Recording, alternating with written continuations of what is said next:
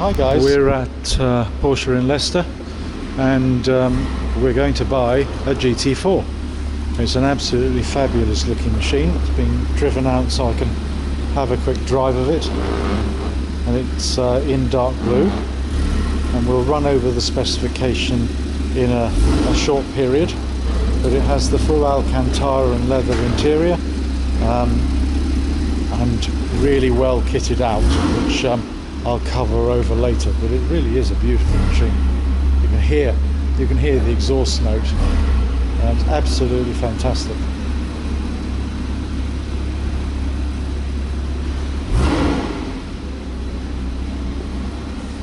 DA65 BNV.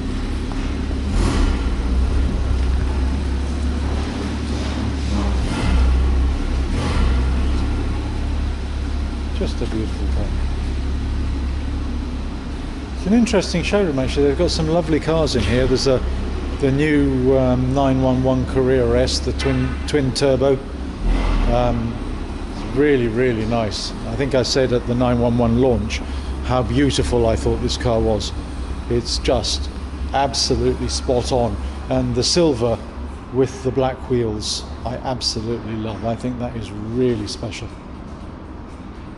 Now, Porsche have got a fabulous range of cars, and then here, as you can see, it's interesting, is a Speedster. That goes back a few years. I don't utterly know, but I'd say probably from 88 maybe. Just have a quick look. 89 on a G. It's a Speedster Cabriolet.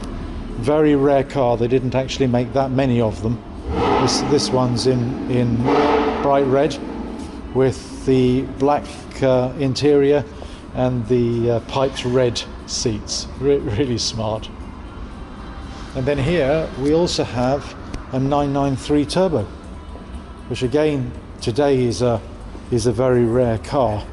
It's 1992 and in a fairly classical color actually. The RS 993, you found a lot of them in the sort of the light purple shade. As usual, they have a large number of really nice cars at the dealership. There's a Porsche 911 GT3 here. That's the 991 version. It's in white. It's reportedly a fantastic car as well. I've read a number of reports about the 991 GT3. Really focused, only Tiptronic. That's the dual clutch system, but absolutely fabulous car. Well, hi guys, we're standing right outside my new GT4, and I've just had a drive of it, and it is wild. It's a really solid suspension, but it doesn't rattle anywhere. The seats are incredibly supportive and comfortable. I really like the colour. I mean, it's a really subtle, almost midnight blue, but I'd say maybe a little bit lighter than midnight blue, and it's such a focused driving experience. I just think it's a really stonking machine, and we'll do an in-depth analysis of it. Obviously I'm going to be coming back up here to collect it in about a week's time, so we'll spend quite a bit of time at that point in time going round and checking it out, and we'll have you along for the ride. But this one has pretty much every option you could possibly want. It's got the full leather sports seats, it's got the carbon interior, it's got the Sound Plus system. It's just a really nice spec.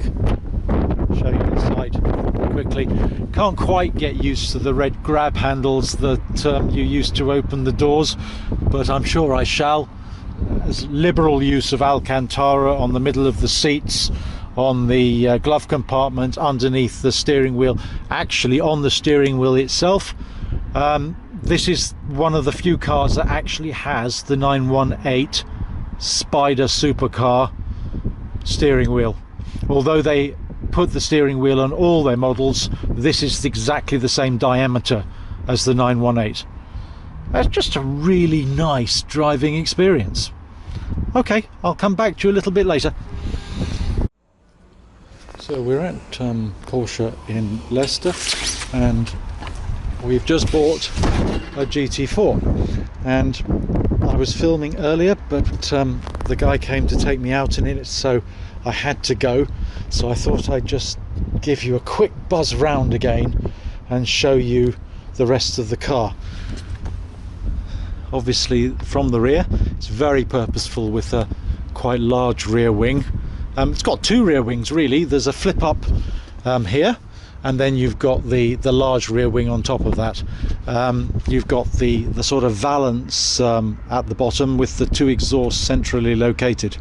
It looks really purposeful from the back, with the badging is in black.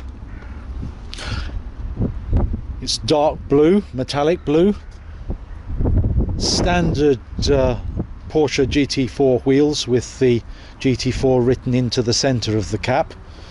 Sports mirrors, as you probably expect on a car like this. Mid-engined, and it's using the Carrera 911 Carrera S engine, which sits right behind the seats. So if you can see in there, you can see the shelf which you can put additional luggage space on, but right beneath that is the engine itself. It's utterly beautiful. Very low front spoiler. Have to be incredibly careful of that. It actually sits 3 centimeters or 30 millimeters lower than the standard car. It's kicking out 380 brake horsepower with 305 feet worth of torque, I think. I need to check that.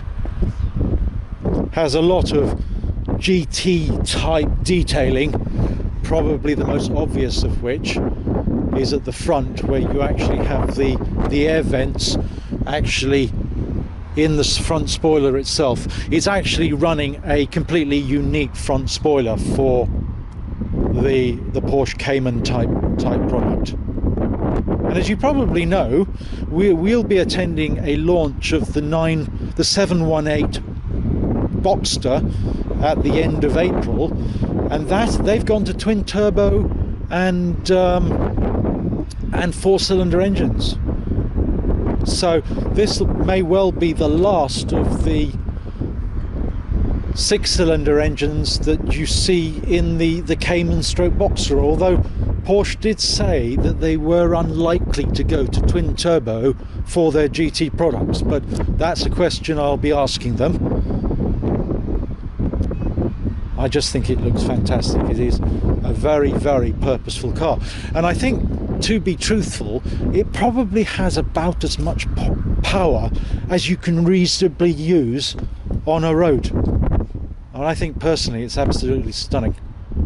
It's just enough detailing to separate it from the normal Cayman, and because it's got an extremely lowered stance, I think it looks really purposeful. Anyway, we'll close it off at this point in time for today, and we'll come back when we come to collect it next week. So thanks again for watching. I hope you found it of interest, and please subscribe. And it's Ian from SS8000 Cars signing off.